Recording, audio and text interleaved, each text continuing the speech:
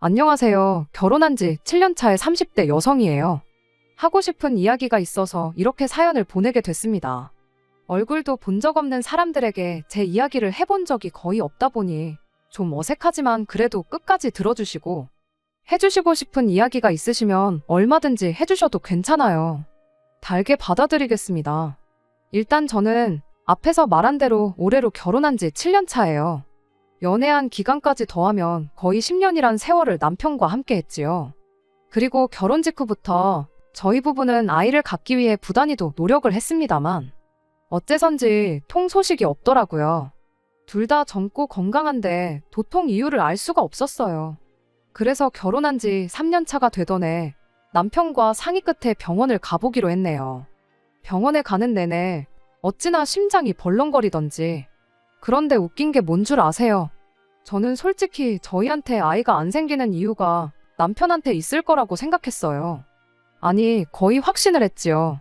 그도 그럴 것이. 저는 20살 이후로는 매년 건강검진을 받아왔었고 그때부터 지금까지 늘 좋다는 얘기만 들었었거든요. 그래서 저는 적어도 제 건강에는 나름대로 자신이 있었어요. 그런데 검사 결과는 충격 그 자체였습니다. 남편은 아무런 이상이 없는데 제가 문제라고 했거든요. 여기다 다 이야기를 할 수는 없지만 저 때문에 아이가 안 생기는 거다. 그리고 앞으로도 높은 확률로 아이를 갖긴 어려울 거라나요. 그리고 그날 이후로 한동안 제 눈에선 눈물이 마를 날이 없었어요. 하지만 슬픔은 저만의 몫이 아니었습니다. 제가 슬프고 힘든 것보다 더 괴로운 건 제가 보기에도 남편이 너무 불쌍했다는 거예요. 사실 저야 아이를 그렇게 좋아하는 편은 아닙니다. 그래서 아주 오래전부터 결혼을 하더라도 아이를 꼭 낳아야 한다고 생각해 본 적은 없어요. 사랑하진 않지만 애 때문에 참고 산다는 부부들도 이해할 수가 없었고요. 하지만 저희 남편은 달랐습니다. 원래부터 애들을 아주 좋아했다고 했거든요. 그래서 저한테도 못해도 둘은 꼭 낳고 살자고 했었고, 그리고 제가 보기에도 남편은 분명 좋은 아빠가 되어줄 것 같았어요. 그래서 남편 소원대로 꼭 둘은 낳아주고 싶었는데, 그런데 이제 다 지킬 수 없는 약속이자 이룰 수 없는 꿈이 되어버린 거였죠. 그리고 차라리 남편이 너 때문에 망했다고 저를 원망하거나 화라도 냈으면 제 괴로운 마음이 덜했을까요? 착한 남편은 있지도 않은 애가 뭐가 중요하냐면서 애 없이 딩크로 사는 부부들이 널렸는데 우리라고 못할 게 뭐가 있냐. 그러면서 저를 위로할 뿐이었습니다. 그리고 저는 그런 남편에게 무척이나 고마웠지만 한편으론 그게 그의 100% 진심이 아니란 건 알고 있었어요. 어쩌다 밖에서 아이를 데리고 나들이라도 나온 부부를 보게 될 때면 남편은 한동안 눈을 떼지 못했으니까요. 게다가 그런 남편의 태도보다 저를 더 신경 쓰이게 한 건 우리가 애를 가질 수 없다는 걸 알게 된 이후로 남편이 점점 더 시조카에게 사랑과 관심을 쏟아붓기 시작했다는 사실이에요. 그리고 솔직히 저는 그게 썩 좋지만은 않았습니다. 제가 시조카를 질투했다거나 그런 건 결코 아니고 시조카의 엄마인 신우의 태도 때문이었죠. 남편에게는 위로 2살 많은 누나가 있어요. 저희보다 몇 년 일찍 결혼해서 아이도 바로 낳았다 보니 시조카가 어느덧 10살입니다. 그리고 사실 남편은 결혼 전부터 시조카를 유달리 예뻐하긴 했어요. 저도 알고 있던 사실이고요. 그런데 저희가 아이를 가질 수 없단 걸 알고 나서는 그 예뻐하는 정도가 점점 심해져 갔습니다. 보통의 삼촌들이 조카들한테 하는 수준을 훨씬 벗어난 거죠. 처음으로 도가 지나치다고 느꼈던 건 병원에 다녀오고 몇 달 지났을 무렵이었어요. 아침잠도 많은 남편이 새벽 대바람부터 일어나서는 혼자 부엌에서 이리저리 바쁘더라고요. 그래서 뭐 하는 거냐고 물었더니 회사에서 먹을 도시락을 싸고 있다대요. 뜬금없이 웬 도시락을 싸는가 싶었습니다. 그도 그럴 것이 남편 회사에는 구내식당이 있어요. 게다가 회사에서 지원금도 나오다 보니 자기가 낼 돈은 2,000원인가 밖에 안 하지요. 그뿐인가요? 식단 자체가 얼마나 잘 나오는지 주변 회사들까지 소문이 파다했습니다. 그러니 제 생각엔 집에 뭐 특별히 맛있는 게 있는 것도 아닌데 도대체 왜 번거롭게 저러나 싶었죠. 그래서 그냥 가서 사 먹어 한마디 했더니 하는 말이 자기도 그러고 싶은데 돈이 없으니까 이러는 거라나요? 그리고는 냉장고를 들여다보곤 정말 뭐가 없긴 하네 하더니 일단 식빵이랑 바나나라도 좀 가져가야겠다며 혼잣말처럼 중얼거리는 거예요. 그래서 제가 아니 2,000원도 없냐고 되물었어요. 그랬더니 정말 없답니다. 이번 달 용돈을 다 썼다면서요. 그리고 그 소리를 들으니 진짜 황당한 거예요. 참고로 저희 남편의 용돈은 달에 70만 원으로 제 주변 애엄마들 이야기를 들었을 때를 생각하면 결코 적은 액수가 아니었습니다. 게다가 술, 담배도 안 하지. 그렇다고 골프 같은 돈이 많이 드는 취미 생활을 하는 것도 아니지. 통신비며 주유비는 생활비에서 나가지. 그러니 70만 원을 도대체 다 어디다 썼길래 2,000원도 없다는 건가? 저로서는 도무지 납득할 수가 없었죠. 그래서 제가 농담처럼 혹시 여자라도 생겼냐고 그랬어요. 그렇지 않고서야 그 돈을 다 어디다 썼냐고요. 그랬더니 장난이라도 그런 소리는 하지 말라면서 정색을 하는데 제가 정말이지 막 추궁을 하듯 물은 것도 아닌데 뭘 저렇게까지 정색을 하나 싶은 게 그때부턴 이해가 안 가는 게 아니라 걱정만 되더라고요. 이 인간이 나 몰래 도박을 하나? 아니면 주식인가? 그리고 생각이 거기까지 뻗치니 혹시 나 몰래 대출을 받거나 그런 건 아니겠지. 정말이지 머리가 다 아파오더라니까요. 그래서 비록 제가 터치하지 않기로 한 남편의 용돈이긴 했어도 전후 상황은 알아야겠다 싶어서 남편을 거실로 불러냈습니다. 그리고는 도시락 싸는 건 잠깐 멈추고 이야기 좀 하자 했더니 출근해야 하는 사람을 붙잡고 왜 이러냐며 저도 빨리 출근 준비나 하란 식인 거예요. 하지만 제가 뭐 토론을 하자는 것도 아니고 그냥 그 용돈을 다 어디다 썼는지만 말해주면 되는 거 아니냐고 끈덕지게 남편을 붙잡고 늘어졌습니다. 그랬더니 그제서야 남편이 하는 말이 조카한테 썼대요. 조카가 이번 달에는 갖고 싶어 하는 게 많아서 자기가 좀 무리를 했다나요? 황당했죠. 아니 조카가 갖고 싶은 게 많다고 왜 자기가 그걸 다 사주나 싶어서요. 하지만 더 저를 황당하게 한 건 그 이야기를 하는 남편의 태도였습니다. 담담하다기보다는 뭐랄까 너무 태연했거든요. 아무렇지도 않은 표정도 그렇고 그러다 문득 그럼 혹시 이번 달만 그런 거냐 물었습니다. 그랬더니 자기도 뭐가 좀 민망하긴 했는지 씩 웃더니 한다는 말이 그럴 리가 있냐. 정말 기가 막히더라고요.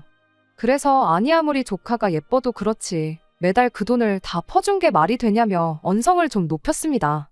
그랬더니 남편이 좀 억울하단 표정으로 하는 말이 자기가 자기 용돈으로 알아서 한 건데 그렇다고 막말로 자기가 저한테 손을 벌리기라도 했냐 어쨌냐 하면서 저더러 그렇게 야박하게 굴지 말라는 거예요. 서운하다면서요. 그래서 남편한테 내가 더 서운하다 했습니다.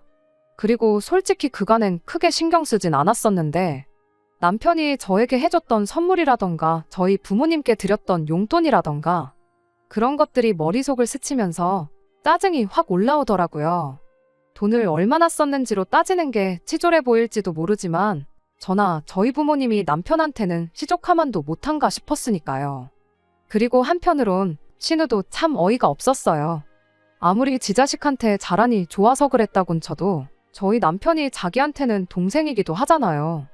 그러면 이렇게 안 해줘도 된다, 괜찮다 하고 거절할만 하지 않나요? 하지만 거절하긴커녕 오히려 애가 이거 갖고 싶다더라 저거 갖고 싶다더라 해가며 알려왔다는 게 저도 남동생이 있지만 저는 동생에게 하나라도 더 해주면 해줬지 뭔가 뜯어낸다는 건 상상해 본 적도 없었단 말이죠. 아무튼 제 생각엔 저희 남편이 본인 입으로 신우한테 더는 시조카한테 이거저거 못해준다 소리는 100% 못할 것 같았고 어쩔 수 없이 내가 나서야겠다 싶대요. 그래서 일단은 남편한테는 강하게 나갔습니다. 솔직히 마음 한켠에선 아침부터 하품 쩍쩍해가며 도시락 싼다고 부산 떠는 남편이 안쓰럽기도 하고 그래서 그깟 점심값 몇 푼이나 한다고 가서 사 먹으라고 얼마라도 줄까 하는 생각도 있었지만 그랬다간 습관되지 싶어서 회사 나가서 밥을 빌어먹든 누가 먹다 남긴 걸 얻어먹든 알아서 하라고 했어요. 적어도 집에 있는 음식은 가져갈 생각은 꿈도 꾸지 말라고요. 그리고 신우한테 연락해서 주말에 다 같이 좀 만나게 약속 좀 잡으라니까. 남편이 자기가 나이가 몇 살인데 용돈 문제로 누나까지 불러내야 하냐면서 오히려 더 목소리를 높이더라고요. 그래서 당신 말 잘했다고 당신 말대로 당신 나이가 몇 살인데 용돈도 규모 있게 못 쓰고 그걸 시조카한테 다 털어주고 왜 아침부터 거슬리게 궁상을 떨고 그러냐고 받아쳤습니다. 그리고는 내가 차라리 당신이 어디서 돈을 흘렸다고 하면 한 번의 실수니까 이해를 하고 넘어갔겠지만 지금까지 내내 이 모양이었다 생각하니 우라가 치민다고 했어요. 그리고는 혹시 지금도 내가 왜 화가 난 건지 이해가 안 되는 거면 오늘 한번 밥 쫄쫄 굶으면서 생각 좀 해보라고 했지요. 이게 쪽팔린 일인지 아닌지도 헷갈리면 주변에 한번 물어봐도 괜찮다면서요. 그랬더니 계속해서 저더러 너무하네 어쩌네. 하지만 결국 저도 남편도 어쨌든 출근을 해야 했기에 제대로 된 결론 없이 대화는 흐지부지 되었습니다. 그런데 그 일이 있고 며칠 뒤 남편 서재를 정리하다 우연히 남편의 카드 명세서를 발견했어요. 그러면서 세금 문제 때문에 어차피 연말에 다 필요하다며 이메일로 받던 걸 종이로 바꿨다고 한 게 문득 떠올랐지요. 그리고 제가 원래 정말 집요한 사람은 아닌데 그날은 어째서인지 남편 방을 뒤져보고 싶대요. 카드 명세서를 보면 남편이 용돈을 어떻게 쓰는지 대충 사이즈가 나올 게 분명했으니까요. 그리고 그렇게 찾아낸 6개월치의 카드 명세서를 찬찬히 읽어내려 가다 보니 정말 가관도 이런 가관이 없었습니다. 고가의 타블렛부터 시작해서 몇십만 원짜리 게임기에 그뿐인가요? 키즈카페를 비롯한 애들 브랜드 매장까지.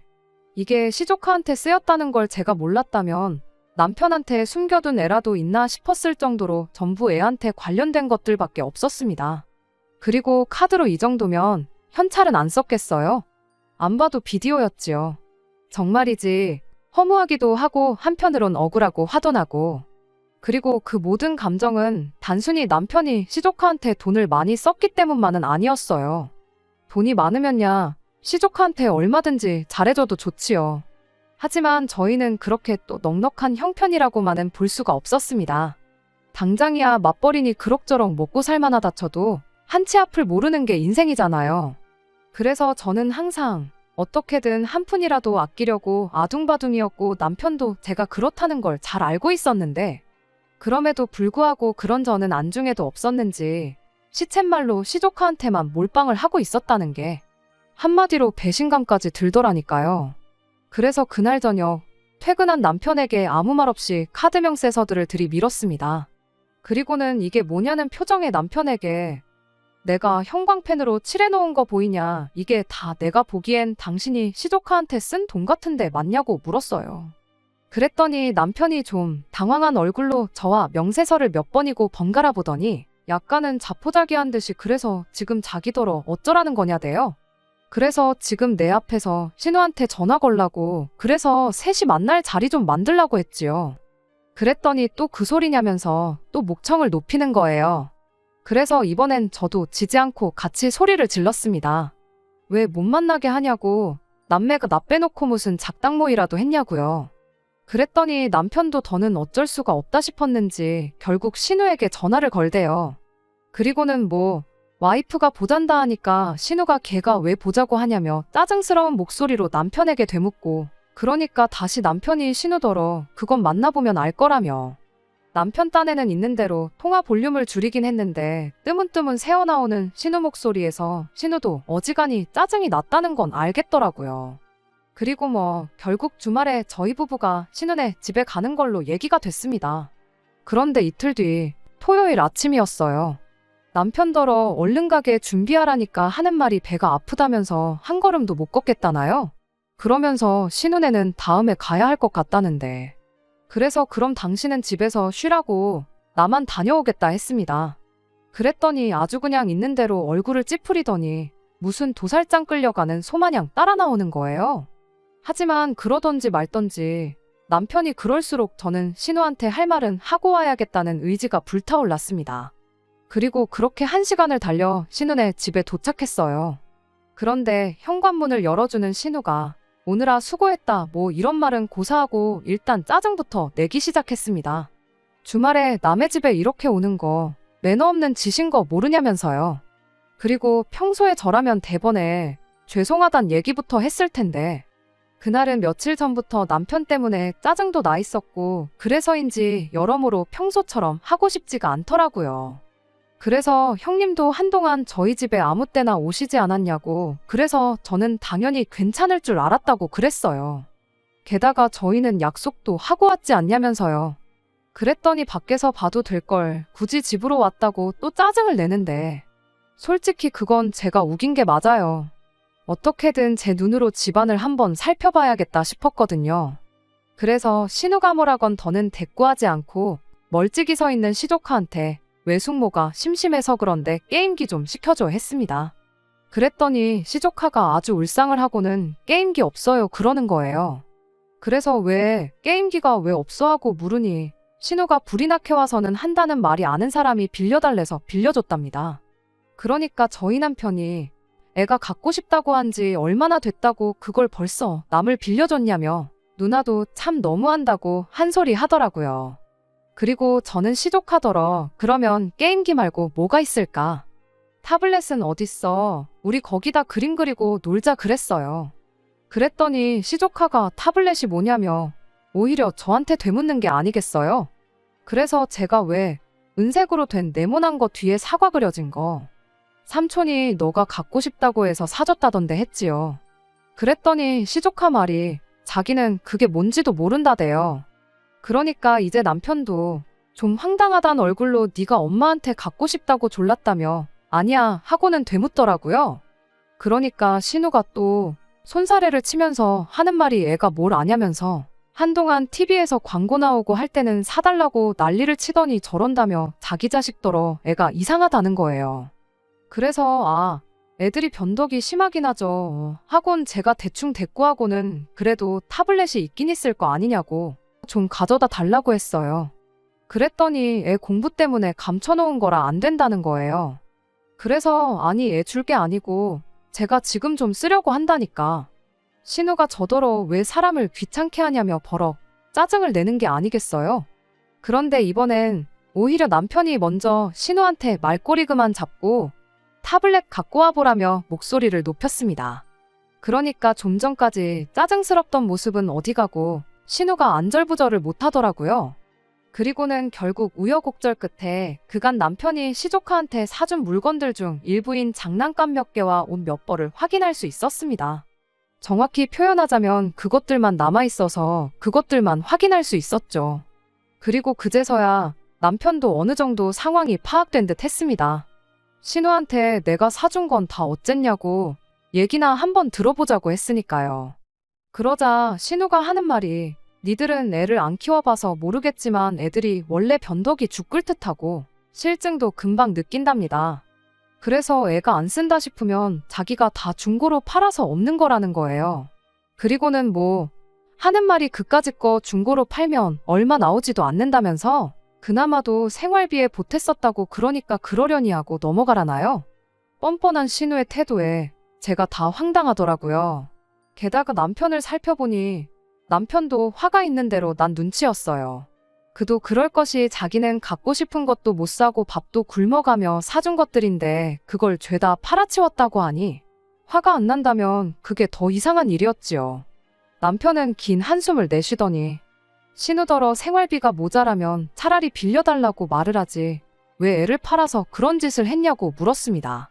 그랬더니 신우가 황당하단 얼굴로 빌려달라면 곱게 빌려줬을 거냐면서 그리고 빌린 돈은 갚아야 하지만 네가 시조카 사준 물건들은 말 그대로 선물해 준 거 아니냐고.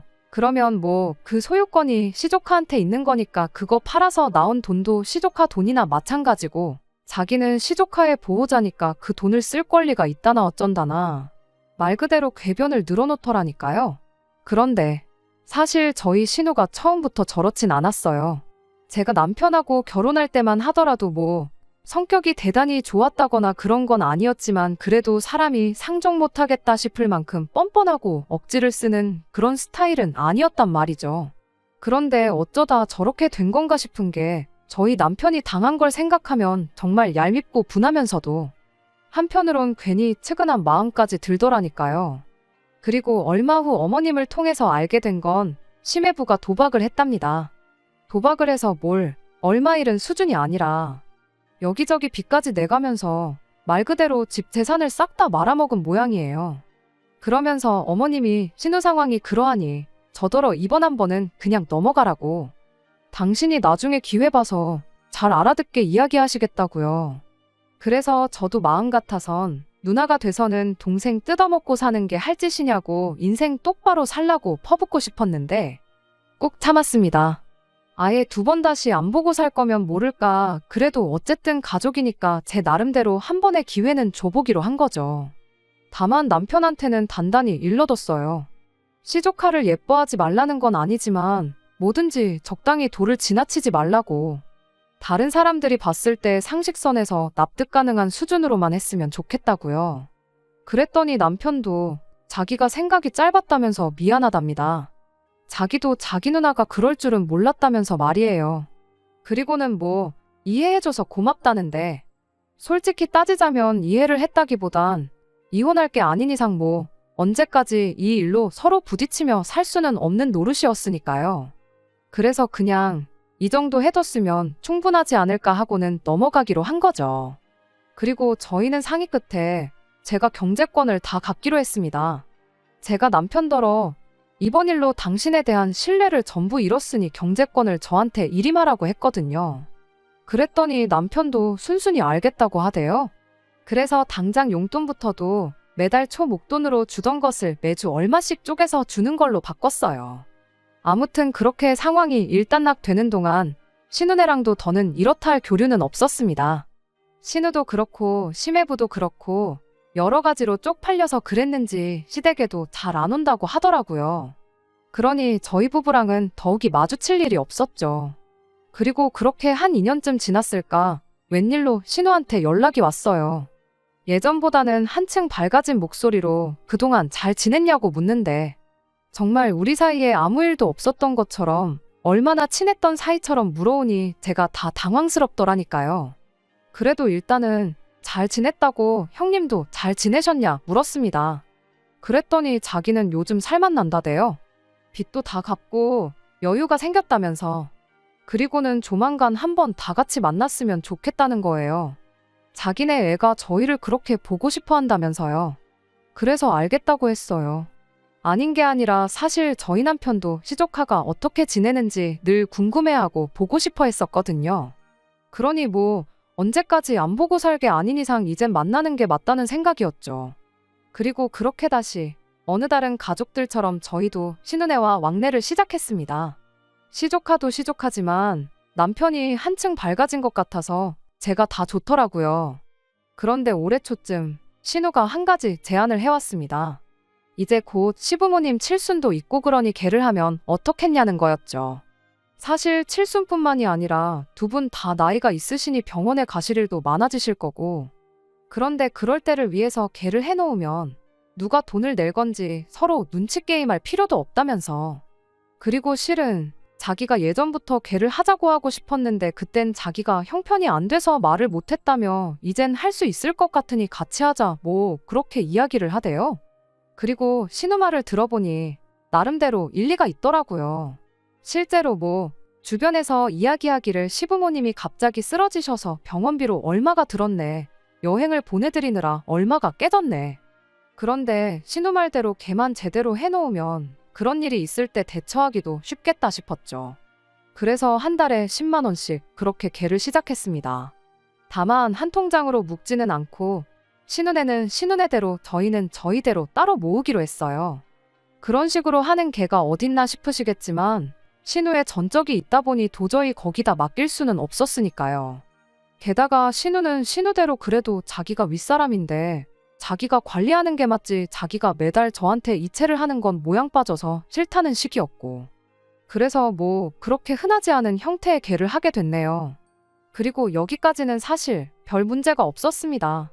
그림이 이상할 뿐이었지 각자 알아서 매달 돈을 저축하는 개념이었으니 시부모님을 모시고 외식을 하러 가더라도 두 집이 딱 반씩 부담하면 됐으니까 깔끔하더라고요. 한마디로 서로 치졸한 모습을 보이지 않아도 돼서 좋았달까요? 그런데 결국 일이 터졌습니다. 그날도 시부모님을 모시고 교회에서 식사를 하고 있었는데 대뜸 신우가 올 연말에 온 가족이 다 같이 가까운 일본이라도 다녀오면 어떻겠냐고 하대요. 그런데 저희 부부는 이미 일본을 몇 차례 다녀오기도 했고 그래서 영 내키지가 않았습니다. 게다가 신우네랑 왕래는 하고 있었다고 해도 어디 가서 같이 자고 그럴 정도로 편하지는 않았거든요. 그래서 저희 부부는 빼고 다녀오시라고 했어요. 저희는 저희대로 다음에 시부모님 모시고 따로 다녀오겠다고요. 그런데 저희가 그렇게 이야기를 하니 시부모님께서 그래도 다 같이 가야 재밌지 않냐며 말 그대로 서운한 티를 팍팍 내셨습니다. 그리고는 이게 다 당신들이 자식 농사를 잘못 지어 그렇다며 왜 이렇게 우리 애들은 남매 간에 우애가 없는지 모르겠다 하시는데 남편은 바닥만 보고 묵묵부답이지 신우는 신우대로 이게 다 자기 때문이라며 시부모님께 죄송하다 그러지. 그러니까 순식간에 제가 제일 나쁜 사람이 돼버렸더라고요. 그래서 결국 알겠다고 같이 가겠다고 했어요. 그리고는 마음을 고쳐먹었습니다. 어떻게 보면 또 이번 기회로 가족들 간에 더 끈끈해질 수도 있고 뭐 어머님 아버님한테 효도한다 생각하면 그깟 며칠 참아보자면서요. 그런데 며칠 뒤 신우한테 연락이 왔습니다. 한껏 들뜬 목소리로 저희 귀찮을까봐 자기가 여행 계획을 짰다고요. 그래서 제가 혼자 하시느라 힘드셨겠다고 했더니 좀 힘들긴 했지만 괜찮다면서 아무 걱정 말고 자기만 믿고 따라오라대요. 그래서 저는 그래도 한번 다 같이 만나서 이야기는 나눠봤으면 좋겠다고 했습니다. 어딜 갈 건지 뭘 먹을 건지 그런 정보도 하나 없이 무슨 유치원생들 소풍 가는 것도 아니고 신우 뒤만 졸졸 쫓아다닐 수는 없다 싶었으니까요. 그랬더니 신우는 좀 전과는 달리 한껏 날카로워진 목소리로 정 그래야겠으면 알겠다고 하대요. 그런데 만날 시간은 안 되니까 전화로 얘기하자길래 그러자 하곤 남편까지 불러냈습니다. 그리고 그때부터 스피커폰으로 신우가 여행 일정을 불러주는데 당장 첫날 도착하자마자 놀이공원을 간다는 거예요. 그래서 제가 어머님 아버님을 모시고 놀이공원을 가자는 거냐니까 그래도 거기가 유명한 곳이니 가보는 게 좋겠다나요? 게다가 그뿐만이 아니었습니다. 가자고 정한 식당들도 죄다 파스타에 햄버거에 제가 보기에는 절대로 어머님 아버님이 잘 드실 만한 메뉴들이 아니었지요. 하지만 무엇보다도 황당했던 건 신우가 심해부 동생도 데려간다는 거였어요. 그래서 제가 그 사람을 왜 가족여행에 데려가냐고 말도 안 된다니까. 일본어를 할 줄 아니까 여행 경비를 내주는 대신 통역을 해주기로 했다고요. 어이가 없었죠. 솔직히 요새 누가 일본어를 할 줄 알아야만 일본에 가나요? 가면 천지에 한국말로 다 써있는데 그래서 그럴 필요 없다. 당장 나도 몇 마디는 할 줄 알고 일본어 못해도 여행하는데 전혀 지장 없다. 하지만 신우는 계속해서 그래도 어머님 아버님한테 무슨 일이 생길지 아냐며 유창하게 일본어를 할 수 있는 사람을 꼭 데려가야 한답니다. 그리고는 저더러 안 데려갔다가 한 분이 쓰러지시기라도 하면 너가 다 해결할 수 있냐는데 할 수 있다고 했다가 무슨 일이라도 정말 생기면 제가 다 뒤집었어야 하잖아요. 그러니까 차마 할 수 있다 소리도 못하겠고 그래서 그럼 형님 마음대로 하시라고 했어요. 그런데 그게 끝이 아니었습니다. 여행 경비는 어떡할 거냐고 물어왔거든요. 그래서 뭘 어떡하냐.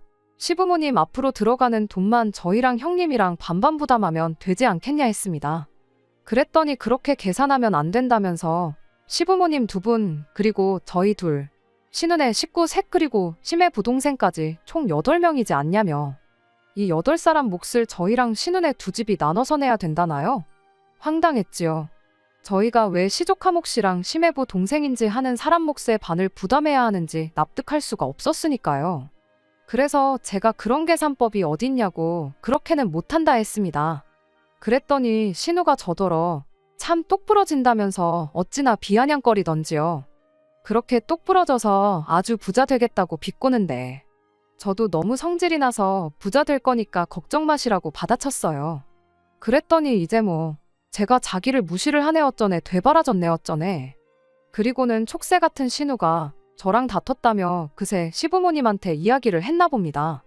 아니 그냥 그 이야기만 했으면 모르겠지만 거기다 이래저래 살을 또 붙인 모양이에요. 그러니 어머님께서 제가 전화를 받기가 무섭게 너는 돈이 그렇게 좋니? 가족은 안중에도 없니? 인생이 돈이 다가 아니다 뭐 그런 이야기만 하시다 끊으셨겠지요. 그리고 저는 잠깐 동안 당장이라도 어머님께 찾아가서 신우랑 통화한 내용이라도 들려드리고 억울하다고 하소연이라도 해볼까 생각했지만 이내 그러고 싶은 마음도 사라져버렸습니다. 왜냐하면 신우와 통화하는 내내 옆에서 입국 다물고 있던 남편이 이번엔 제가 좀 심했다는 식으로 나왔으니까요.